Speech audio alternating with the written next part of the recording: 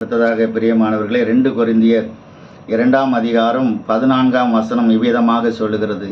கிறிஸ்துவுக்குள் எப்பொழுதும் எங்களை வெற்றி சிறக்க பண்ணி எல்லா இடங்களிலேயும் எங்களை கொண்டு அவரை அறிகிற அறிவின் வாசனை வெளிப்படுத்துகிற தேவனுக்கு ஸ்தோத்திரம் என்று சொல்லி பவுல் அடிகாரர்கள் சொல்லுகிறதே நம்ம பார்க்கிறோம்.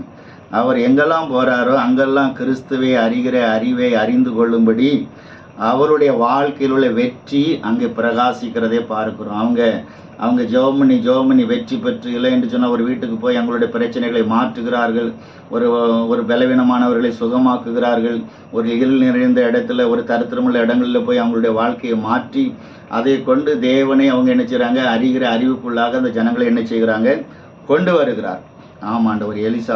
எலிசாவின் நாட்களில் அங்கு ஒரு தீர்க்கதரிசியின் புத்திரர்கள் ரொம்ப தரித்திரத்தில் வறுமையில் இருந்த பொழுது எலிசா இடத்துலேருந்து அந்த அம்மா என்ன செய்கிறாங்க, கேட்குறாங்க, ஐயா எங்களுடைய பிள்ளைகளெல்லாம் அடிமையாக்கி கொண்டு போக விரும்புகிறார்கள், எங்களுடைய கணவர் நல்லா ஊழியம் பண்ணினார், நல்ல தீர்க்கதரிசியாக இருந்தார், ஆனால் கடனில் அடிமைப்பட்டு விட்டோம், பிள்ளைகளை அடிமையாக்கி கொண்டு போக விரும்புகிறார் என்று சொல்லும் பொழுது அந்த எலிசா தீர்க்கதரிசி அவர்களுக்கு நல்ல ஒரு வார்த்தையை கொடுத்து அந்த எண்ணெயை, உங்கள்கிட்ட எண்ணெய் இருக்குதுன்னு கேட்குறாரு. எண்ணெய் இருக்குதுன்னு சொன்ன பொழுது அந்த எண்ணெய் எல்லா இடத்துலையும் பாத்திரங்களை வாங்கி அதை நிரப்பி அதை விற்று நீ ஜீவனம் பண்ணு அப்படின்னு சொல்லுகிறார். விற்று உன் கடனை அடைத்துக்கொள், மீதி உள்ளதை வச்சு ஜீவனம் பண்ணு அப்படின்னு சொல்லுகிறதை பாருங்க. கர்த்தருடைய வார்த்தை ஒரு ஊழியக்காரன் மூலமாக ஒரு வீட்டுக்குள்ளே பிரவேசிக்கும் பொழுது, இல்லைன்னு சொன்னால் அந்த சகோதரனுடைய இருதயத்துக்குள்ளே பிரவேசிக்கும் பொழுது அவங்களுடைய வாழ்க்கையில் இருக்கிற கடன் பிரச்சனைகள் மாறுகிறது, அவங்களுடைய வாழ்க்கையில் இருக்கிற சோர்வுகள் மாறுகிறது, தரித்திரம் மாறுகிறது, அந்த பிள்ளைகளை அடிமைத்தனம் பண்ணணும்னு சொல்லி நினைச்சவங்க வெட்கப்பட்டு போகிறதை நம்ம பார்க்க முடியும். அதான் தேவனை குறித்து அறிகிற அறிவு. அப்போ அவங்க என்ன நினைப்பாங்க, இவங்க அந்த எலிசா தீர்க்கதரிசி இடத்துல மூலமாக கர்த்தரை ஒரு அறிகிற அறிவு வெளிப்படுகிறதை நம்ம பார்க்க, கர்த்தர் இவ்விதமான ஒரு அற்புதங்களை செய்கிறவர், இவ்விதமான ஒரு நன்மைகளை செய்கிறவர் என்பதை நம்ம என்ன செய்ய முடியும், அறிந்து கொள்ள முடியும். மீன்பிடிக்கிற சீஷர்களை கொண்டு அநேக மக்களை ரட்சிப்புக்குள்ளே நடத்தினார். அதில் எத்தனையோ டாக்டர்கள் இருப்பாங்க, எத்தனையோ இன்ஜினியர்கள் இருப்பாங்க, எத்தனையோ செல்வந்தர்கள் இருப்பாங்க. பாருங்கள் யாரை கொண்டு செய்தார் என்று சொன்னால், படிப்பு அறிவற்ற ஒரு மீன் பிடிக்க மட்டும் தெரிந்த ஒரு சீஷர்களை கொண்டு கர்த்தர் பெரிய காரியங்களை செய்தார். காரணம் என்ன, இயேசுவை அவர்கள் ஏற்றுக்கொண்டார்கள். வெற்றி பெற்ற வரிசையில் இருக்கிற இயேசுவை ஏற்றுக்கொண்டு வெற்றி தருகிற இயேசுவை தங்களுடைய இருதயத்தில் வைத்துக்கொண்டு அவருடைய போதனைகளின்படி நடந்தார்கள். அவருடைய வாழ்க்கை ஜெயமாக என்ன செய்கிறது, மாறுகிறது. அநேகரை ரட்சிப்புக்குள்ளே, அநேகரை கர்த்தரை அறிகிற அறிவுக்குள்ளே என்ன செய்தாங்க, கொண்டு வருகிறார். நாம் அதே மாதிரி தான் செய்யணும். நம்மளுடைய வார்த்தைகள் மூலமாக கிறிஸ்துவுக்குள்ளே என்ன செய்யணும், பிள்ளைகளை என்ன செய்யணும், நடத்தணும். நமக்கு நேராக நடத்துகிறது பிரயோஜனம் இல்லை, இயேசுவுக்கு நேராக கர்த்தருடைய ராஜ்யத்தை கட்டுவதற்காக என்ன செய்யணும், நடத்தணும். சிறைச்சாலையில் அடிமைத்தனத்தில் இருந்த பவுலும் சீலாவும் கர்த்தரை துதிச்சிட்டே இருந்தாங்க பாருங்க. அதன் மூலமாக கர்த்தரை அறிகிற அறிவை அந்த எதிர்த்தாப்பில் இருந்த அந்த காவல்காரன், சிறைச்சாலை காவலன் பெற்றுக்கொண்டான், ரட்சிப்பையும் பெற்றுக்கொண்டான், ஞானஸ்நானம் பெற்றான் என்று சொல்லி அதோடு கர்த்தருக்குள் மனமகிழ்ச்சியாக இருந்தான். குடும்பத்தார்கள் ஞானஸ்நானம் பெற்று கர்த்தருக்குள் மனமகிழ்ச்சியாக வாழ்ந்தார்கள். எப்படி கர்த்தரை துதிச்சு அந்த அறிவை அடையக்கூடிய அந்த கிருபையை பெற்றுக்கொண்டார்கள். அப்போ அந்த நமக்குள்ளே இருக்கிறதை வெளிப்படுத்துகிற அந்த சூழ்நிலை நாம தான் உருவாக்கணும். அது சிறைச்சாலையாக இருக்குதே, இது இருளில் இருக்கிறோமே, பணம் இல்லையே, கஷ்டமாக இருக்குதே, பணம் இல்லைன்னாலும் துதிங்க, கர்த்தரை துதிச்சு பாடுங்க. வியாதியில் இருந்தாலும் கர்த்தரை துதிச்சு பாடுங்க. உங்கள் வாழ்க்கை விடுதலை அடைகிறது, உங்கள் வாழ்க்கைக்குள்ளே இருக்கிற கசப்புகள் மாறுகிறதை நீங்கள் பார்க்க முடியும். உங்களை கண்டு ஆப்போசிட்டில் இருக்கிறோன்னு சொல்லுவாங்க, இவங்க எப்படி இருந்தாங்க, இப்போ இப்படி நல்லா மாறிட்டாங்களே, நாமளும் அதே மாதிரி செய்யலாம் என்கிற ஒரு சூழ்நிலைக்குள்ளாக என்ன செய்வார், கர்த்தர் நம்மை கொண்டு வருவார். கிறிஸ்து நம்மோடு கூட இருந்தால் வெற்றி நிச்சயமாக என்ன செய்யும், இருக்கும். கிறிஸ்து நம்மோடு கூட இருந்தால் அநேகரை கிறிஸ்துவண்டை நடத்துகிற அந்த ஞானத்தையும் அறிவையும் கர்த்தர் உங்களுக்கு என்ன செய்வார், தருகிறார். நமக்கு இன்றைக்கி ஒரு பிளான் பண்ணுறோம், ஒரு காரியம் செய்கிறோம், ஏசு கிறிஸ்து உங்களோடு கூட இருந்தால் அந்த காரியம் சக்ஸஸாக என்ன செய்யும், மாறும். இல்லை என்று சொன்னால் நம்ம எதை தொடர்கிறோமோ அது ஃபெயிலியராக என்ன செஞ்சிடும், மாறிடும். நிறைய ராசி இல்லாத மனுஷன் அப்படின்னு சொல்லுவாங்க. ராசி எங்கேருந்து வருது, ஏசு கிறிஸ்து எவனுக்குள்ளே இருக்கிறதா அவனுக்கு தான் ராசி நல்ல முகராசி இருக்கும். ஏசு கிறிஸ்துக்குள்ளே இருந்தால் நம்ம காரியங்களை என்ன செய்யும், வாய்க்கும்.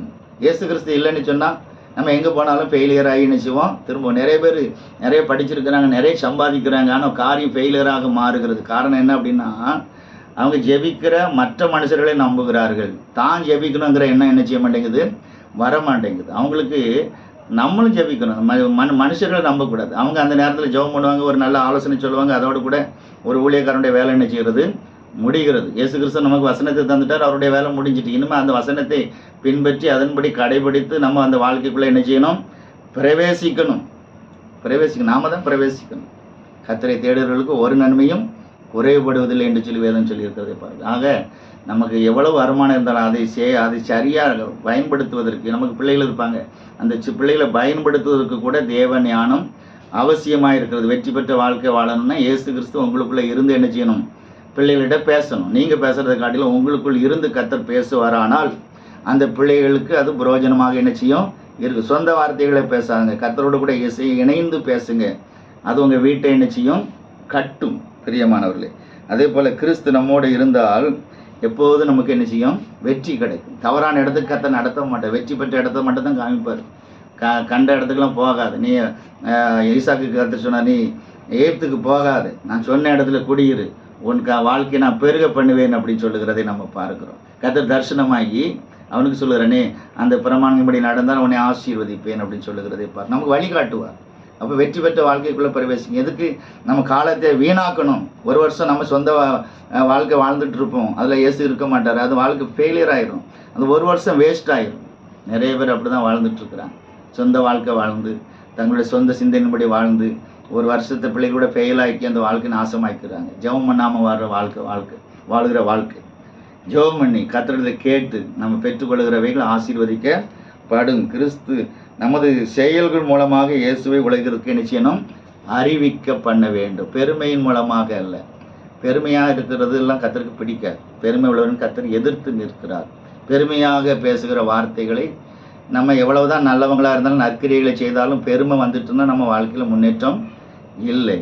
எல்லாம் தன்னை எவ்வளோக்குள்ளே நம்ம ஆசீர்வதிக்கப்படுகிறோமோ, எவ்வளோக்குள்ளே செல்வம் நமக்கு உயர்கிறதோ அந்த அளவுக்கு உங்களை என்ன செய்யணும்? தாழ்த்த பழகணும். பாருங்கள், நான் எத்தனையோ செல்வந்தர்களை பார்த்துருக்கேன், ஒரு வாட்சி கூட கட்ட மாட்டாங்க. எத்தனையோ செல்வந்தர்களை பார்த்துருக்குறேன், சாதாரண ட்ரெஸ் தான் போடுவாங்க. ஆனால் அவங்க போகிற காரை பார்த்திங்கன்னா விலை உயர்ந்த காராக இருக்கும். அவங்க வீடு விலை உயர்ந்ததாக இருக்கும். வெளியில் வரும்போது பார்த்திங்கன்னா, இந்த மனுஷனுக்கு வேறு ட்ரெஸ்ஸே இல்லையா அப்படிங்கிற மாதிரிலாம் என்ன செய்யும்? சூழ்நிலைகள் நமக்கு என்ன செய்யும்? தோணும்.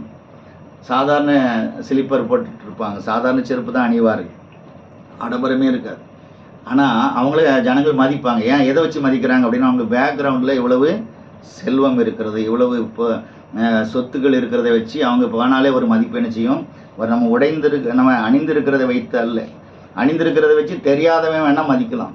தெரிந்தவர்கள் அவங்களுடைய பின்னால் இருக்கிற பேக்ரவுண்டை வச்சு தான் என்ன செய்வாங்க? அவங்களுடைய குடும்பம் எப்படிப்பட்ட குடும்பம், அவங்களுடைய பிள்ளைகள் எப்படிப்பட்ட பிள்ளைகள், அவங்க எப்படிப்பட்ட குடும்பமாக வாழ்ந்துட்டுருக்குறாங்க, அதை வச்சு தான் என்ன செய்யும்? நமக்கு மதிப்பு மரியாதை கிடைக்கும். அப்போ நம்ம செயல்கள் பெருமைப்படக்கூடியதாக நினைச்சக்கூடாது, இருக்கக்கூடாது. ஏன்னா பெருமை உள்ளவனுக்கு தேவன் எத்து நிற்கிறார். தன்னை தாழ்த்துக்கிறவன் உயர்த்தப்படுவான், தன்னை உயர்த்துகிறவனால் தாழ்த்தப்படுவான் என்று சொல்லப்பட்டிருக்கிறதே பாருங்கள். நான் எனக்கு எல்லாம் தெரியும், நான் உபவாசிக்கிறேன், நான் நல்லா ஜெபம் பண்ணுகிறேன், நான் நிறைய காணிக்கை கொடுக்குறேன், அவனை மாதிரி இல்லை, இவனை மாதிரி இல்லை, அவங்க சரியில்லை, இவங்க சரியில்லைன்னு சொன்னேன். பரிசேயனை காட்டிலும் நான் பாவி பாவி பாவின்னு சொல்லி வெளியே நின்று கதறின ஆயக்காரனை கர்த்தர் என்ன செய்துகிறார்? ரட்சித்து அவனை பரிசுத்தப்படுத்தி இவன் தான் நீதிமானாக்கப்பட்டான் அப்படின்னு சொல்லி கர்த்தர் சாட்சி கொடுக்குற. இயேசுவினுடைய வாயினால் வருகிறது, இவன் தான் நீதிமான் அப்படின்னு சொல்லுகிறதை பார்க்க. பிரியமானவர்களே, நம்முடைய வாழ்க்கை நம்ம ஆராய்ந்து பார்க்கணும். நம்ம மற்றவர்களை பார்த்து வாழ்கிற வாழ்க்கை நம்முடைய வாழ்க்கை அல்ல, இயேசுவை பார்த்து வாழ்கிற வாழ்க்கை தான் நம்முடைய வாழ்க்கை. அதனால் இன்று முதல் நம்ம பெருமை இல்லாமல் கர்த்தரோடு கூட இசைந்து எல்லா இடத்துலையும் வெற்றி சிறக்க பண்ணுவேன்னு சொல்லியிருக்கிறார். எங்கே போனாலும் சீஷர்கள் வெற்றி சிறந்தாங்க. அதனால தான் இன்ன வரைக்கும் அந்த கிறிஸ்தவன் நிலைத்து நிற்கிறது. இன்றைக்கி நிறையா நினைக்கிறாங்க கிறிஸ்தவத்தை ஒழிச்சிடலான்னு சொல்லி. இது அழிகிற ஒரு மார்க்கம் அல்ல, அழிகிற ஒரு வழி அல்ல, இது ஜீவ வழி. இந்த வார்த்தை ஜீவன் உள்ளது. இயேசு ஜீவன் உள்ளவர். அந்த ஜீவனுள்ளவர் எங்கே யாருடைய இதயத்தில் இருக்கிறாரோ, யாருடைய வீட்டில் இருக்கிறாரோ, யாருடைய வாழ்க்கையில் இருக்கிறாரோ அவங்க வாழ்க்கை அழியாது, அங்கே ஜீவன் இருக்கும் என்பதை நம்ம அறிந்து கொள்ள வேண்டும் பிரியமானவர்கள். அதனால் பெருமையாக்குகிறவங்களை வெறுமையாக்கி திராட்சை கொடிகளுக்கு எடுத்து போடலாம். ஆனால் வேதம் என்ன சொல்லுதுன்னா, யாக்கோபின் மகிமையை திரும்பி வர பண்ணுகிறது போல இஸ்ரவேலின் மகிமையும் திரும்பி வர பண்ணுவேன் என்று சொல்லி நாகும் 2ஆம் அதிகாரம் 2ஆம் வசனத்தில் வாசிக்கிறோம் பிரியமா. அதனால் நமக்கு திரும்ப அந்த ஒரு எழுப்புதலை தர விரும்புகிறார், ஒரு சமாதானத்தை தர விரும்புகிறார், ஆசீர்வாதத்தை தர விரும்புகிறார், மேன்மையை தர விரும்புகிறார், ஐஸ்வர்யத்தை தர விரும்புகிறார், வெளிச்சத்தை தர விரும்புகிறார். அது இயேசுவால் முடியும் என்பதை இந்த நாட்களில் உங்களுக்கு நான் அறிய வைக்க விரும்புகிறேன். கர்த்தர் நிச்சயமாக உங்களை ஆசீர்வதித்து உங்களை வழி நடத்துவாராக.